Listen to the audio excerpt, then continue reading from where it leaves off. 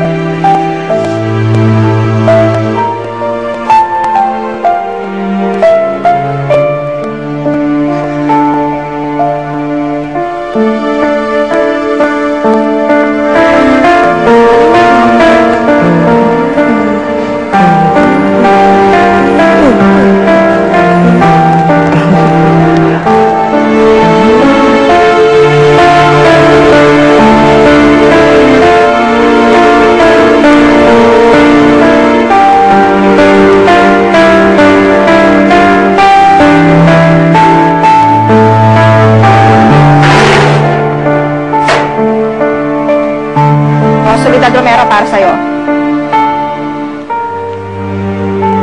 Kung galing na naman kay Alfredo del Castillo yan, huwag mo nang iabot. At hindi ko rin naman kukunin yan. Hindi ko hahawakan yan.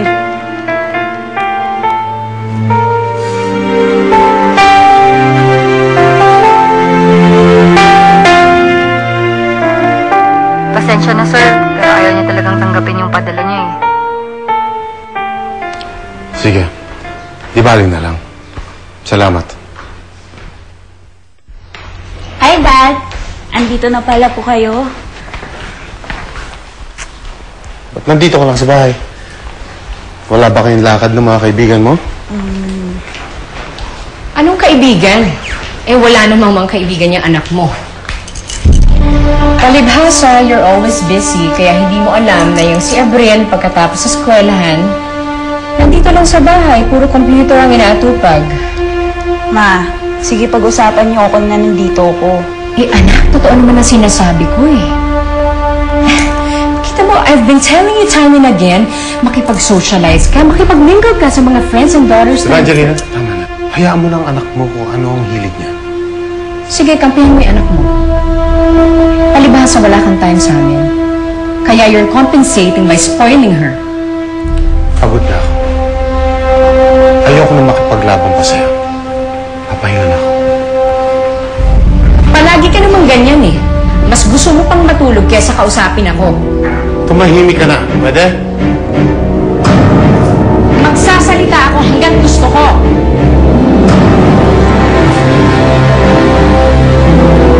Hindi kami nagkita, tita.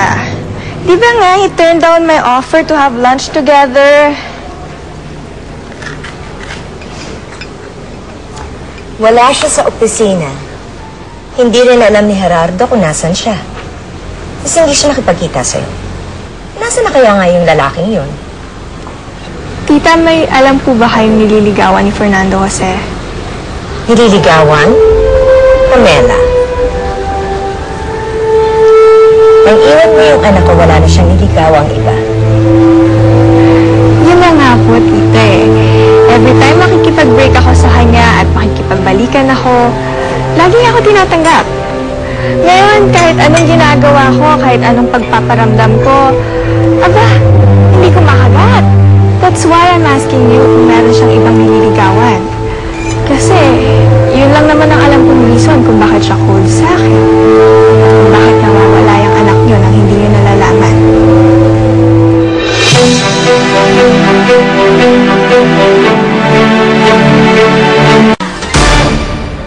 Ayan, Saan ka doon. naman kasi nagpunta, Mare? Thank you. Oo, tapos na ang party.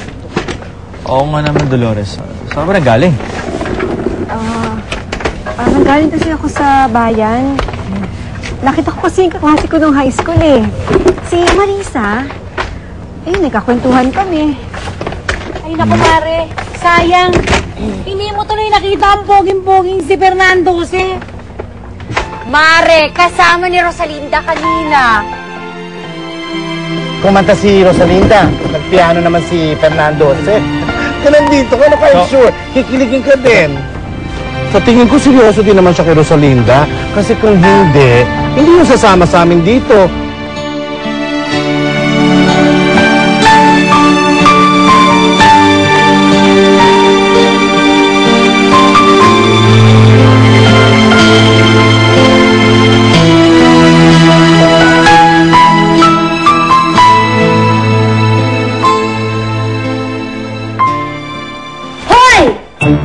Becky, ginulat na naman ako. Paano mo sila gulgulatin? Para kang timang dyan. Pangiti-ngiti ka pa, ha? Si Fernando, sila naman ang iniisip mo. Hindi Di bagay sa'yo ang nagsisinungaling, ha? Pinagsabihan na kita tungkol sa kapatid ko, ha? Pero mukhang hindi ka naman nakikinig sa akin. Basta pag pinaasa ka at pinaglaruan ka ni Rosalinda, huwag mo akong sisisihin. Winarningan kita. Pasensya na, Fedra, pero nahihirapan akong paniwalaan yung sinasabi mo eh. Lalo na sa nakita ko kanina. Napaka-fond ng mga tao dito sa kapatid mo. Kung masamang tao si Rosalinda, sa tingin ko walang tao magkakagusto sa kanya. Ang gwapo-gwapo talaga niya habang tumutugtog siya kanina, Becky. Ang sarap-sarap niyang pagmasdan. Alam mo, sigurado na talaga ako. Siya na ang Prince Charming na nababasa ko sa mga libro. Alam mo, in love ka na nga talaga. Kasi naghibang ka na eh. Ay, in love ang best friend ko. Alam mo, magaling lang talaga mang-uto at mang-akit yan si Rosalinda. Kaya lahat ng tao gusto siya. Tingnan mo, maski ikaw nga nabobola niya eh. Ano ba problema mo, ha? Bakit sinisira mo kapatid mo? Hindi ko sinisiraan yung kapatid ko. Nagsasabi lang ako ng totoo. Totoo man yun o hindi, kapatid mo si Rosalinda. Dapat pinoprotektahan mo siya, ibig na ikaw pa naninira sa kanya. I'm sorry. Pasensya ka na kung iniisip mo na sinisiraan ko yung kapatid ko. I guess di lang talaga ako makapagpigil. Nagsiselos kasi ako. Nagsiselos? Oo, Fernando Jose. Nagsiselos ako. Unang kita ko pa lang sa'yo, gustong-gusto na kita. Manhid ka ba? Hindi mo ba alam yun?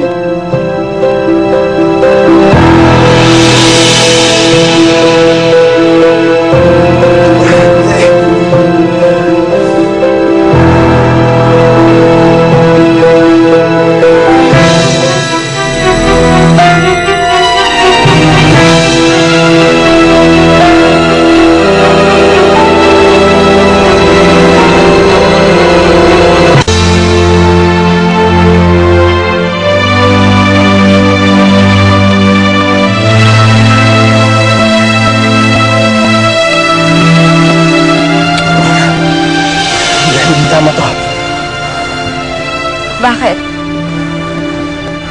Ayaw mo ba ng mga halik ko? Hindi dapat nangyayari ito. Anong mali? Binata ka, dalaga ako. May nararamdaman ako para sa kapatid mo. Gusto ko si Rosalinda. Kaya pwede kalimutan na lang natin ito dahil nahihiya ako sa sarili ko.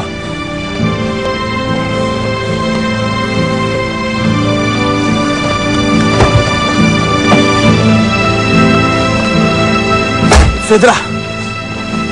Fedra, saan ka pupunta? Gabi na! Baka kung mapano ka! Pabayaan mo na nga ako. Kung gusto mo si Rosalinda, edi magsama kayong dalawa. Wala akong pakialam sa inyo. Napasarap ang kwentuhan nila eh. Kaya nakalimutan niya na birthday ni Father. Si Inay talaga oh. Nagiging makakalimutin na. Javier, pwede bang irinig mo na kami ni Rosalinda?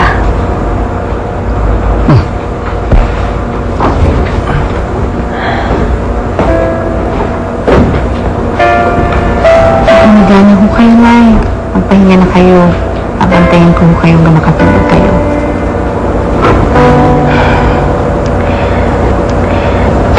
Napakabait mo talagang bata, Rosalinda.